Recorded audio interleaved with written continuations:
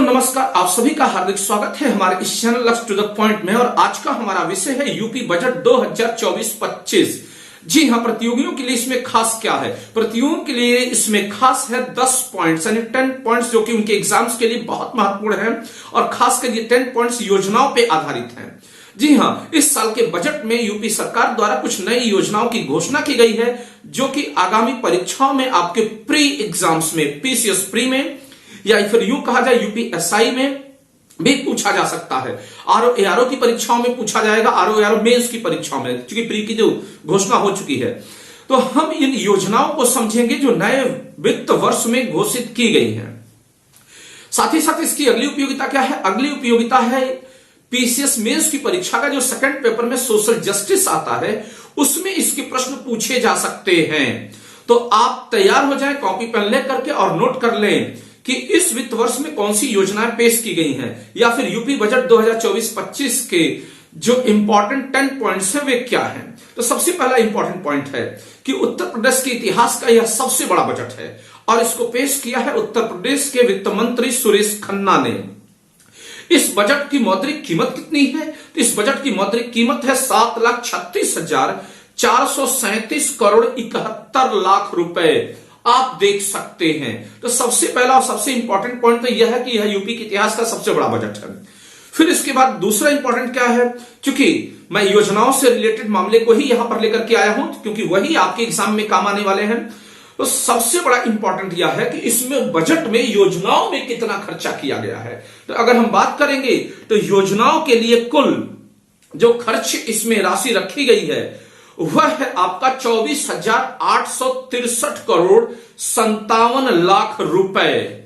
जी हां, 24,863 करोड़ रुपए की योजनाओं की घोषणा हुई है। इन्हीं योजनाओं को आपको एक एक करके समझना है और एग्जाम्स में इसी से जुड़े हुए फैक्ट पूछे जा सकते हैं। तो चलते हैं, हम योजनाओं पे बात कर लेते हैं। तो सबसे पहली योजना और सबसे बड़ी योजना क्या है इस बजट की? तो 2600 करोड़ रुपए आगामी कुंभ मेले के लिए अलॉट किए गए हैं। बहुत ही इंपॉर्टेंट है। जैसा कि आप जानते हैं कि हर 12 वर्ष पे कुंभ का मेला लगता है, तो इस बार कुंभ का मेला 2025 में लगा है। पिछली बार लगा था 2013 जनवरी में। तो इसके लिए 2600 करोड़ रुपए आवंटित अलॉट किए गए हैं। दूसरा सबसे इंपॉर्टेंट फैक्ट क्या है इस योजना में? योजनाओं की घोषणा में 100 करोड़ रुपए अयोध्या के विकास के लिए लगाया गया है। बहुत ही इंपॉर्टेंट है। 100 करोड़ रुपए अयोध्या के लिए, डेवलपमेंट के लिए, चूंकि एक धार्मिक शहर है तो उसके विकास के लिए अलॉट किए गए हैं। फिर अगला इंपॉर्टेंट है 575 करोड़ रुपए पूर्वांचल विकास निधि के लिए दिए गए हैं, पूर्वांचल के विकास के लिए। वहीं 425 करोड़ रुपए जो आपका बुंदेलखंड विकास निधि है उसको अलॉट किए गए हैं। तो उम्मीद करता हूं कि ये 4 पॉइंट सबसे जो इंपॉर्टेंट है इस योजना के, आपको जुबान पे रटे होने चाहिए। इस योजना का अगला इंपॉर्टेंट सेगमेंट क्या है? इस योजना में अगली इंपॉर्टेंट खास बात है महिलाओं और बच्चियों के लिए। जी हां, मुख्यमंत्री विवाह योजना, जिसे कहा जाता है मुख्यमंत्री सामूहिक विवाह योजना के लिए भी इसमें बजट आवंटित किया गया है। सोशल जस्टिस के लिए बहुत इंपॉर्टेंट है, वुमेन इश्यूज के लिए। तो कितना पैसा आवंटित करना है, किया गया है इसमें?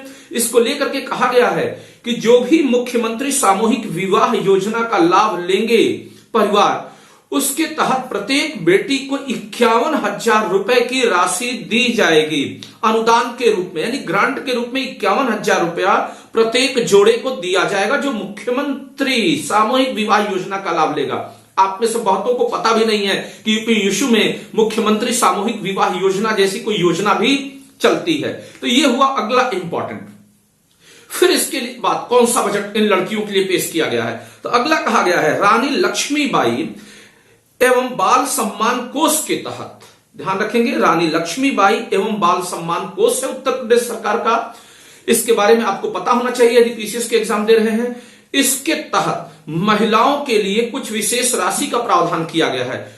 इसमें क्या कहा गया है कि जो महिलाएं बलात्कार से पीड़ित होंगी या फिर गंभीर अपराधों से पीड़ित होंगी, ऐसी महिलाओं को 1 लाख रुपए से लेकर के 10 लाख रुपए तक की आर्थिक क्षतिपूर्ति दी जाएगी। बहुत इंपॉर्टेंट है, ध्यान रखेंगे। रानी लक्ष्मीबाई योजना के तहत कितने लाख रुपए की सहायता दी जा रही है, क्षतिपूर्ति? 1 लाख से 10 लाख रुपए तक, यानी कि अपराध की गंभीरता को ध्यान में रखते हुए क्षतिपूर्ति दी जाएगी, इसलिए राशि अलग अलग होगी। तो मिनिमम और मैक्सिमम राशि को आपको ध्यान में रखना है, यानी अमाउंट को ध्यान में रखना है।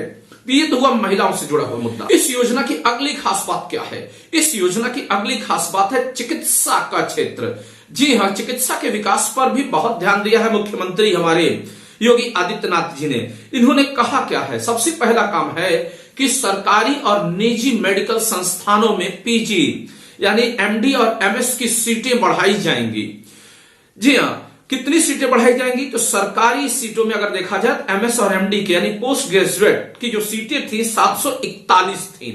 इस बजट में यह कहा गया है कि अब 1543 यानी 1543 नई सीटें अलॉट की जाएंगी सरकारी कॉलेजेस में। अब प्राइवेट के लिए कितनी सीटें बढ़ाई गई हैं? तो प्राइवेट कॉलेजेस में यह संख्या बढ़ा करके की गई है 480 से 1775। ध्यान रखेंगे, सरकारी संस्थाओं में सीटें कम बढ़ी हैं, 741 से बढ़कर के 1543 हुई हैं। वहीं प्राइवेट कॉलेजेस में एमएस और एमडी की सीटें में ज्यादा बढ़ोतरी देखी गई है इस बजट में, जो कि 480 से बढ़कर के 1775 हुई हैं। फिर इसके अलावा चिकित्सा में क्या खास बात की गई है? इसमें कहा गया है कि 75 जिलों में निःशुल्क डायलिसिस सुविधा उपलब्ध कराई जाएगी। बहुत इंपॉर्टेंट है, 75 जिलों के लिए निःशुल्क डायलिसिस सुविधा की बात कही गई है। तो यह हुआ चिकित्सा का जुड़ा मामला। फिर इसके अलावा कौन सी बड़ी योजना लाई गई है? बहुत इंपॉर्टेंट है, यह फैक्ट आपको हर हाल में याद होना चाहिए।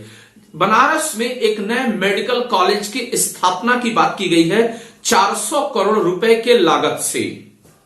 बहुत इंपॉर्टेंट है, बनारस में जो मेडिकल कॉलेज स्थापित होगा, पहले से ही जानते हैं कि बनारस में बीएचयू मौजूद है, उसके अलावा कई दूसरे हॉस्पिटल्स ही मौजूद हैं। फिर भी चूंकि वह प्रधानमंत्री का क्षेत्र है, ऐसी स्थिति में मेडिकल कॉलेज खुल जाने से एक और बनारस मेडिकल हब हो जाएगा पूर्वांचल का।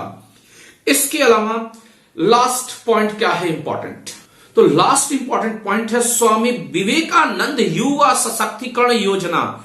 जी हां, प्रधानमंत्री स्वामी विवेकानंद युवा सशक्तिकरण योजना के तहत 4000 करोड़ रुपए की व्यवस्था की गई है ताकि विद्यार्थियों को लैपटॉप, स्मार्टफोन और टैबलेट बांटे जा सके। तो ये 4000 करोड़ रुपया जो प्रस्तावित किया गया है, यह भी ध्यान में रखना चाहिए। यह किस योजना के तहत है? तो स्वामी विवेकानंद युवा सशक्तिकरण योजना। तो उम्मीद करता हूं कि आपको आज का यूपी बजट आसानी से समझ में आ गया होगा। हालांकि बजट में बहुत कुछ है, किसानों के लिए है और दूसरे लोगों के लिए भी है।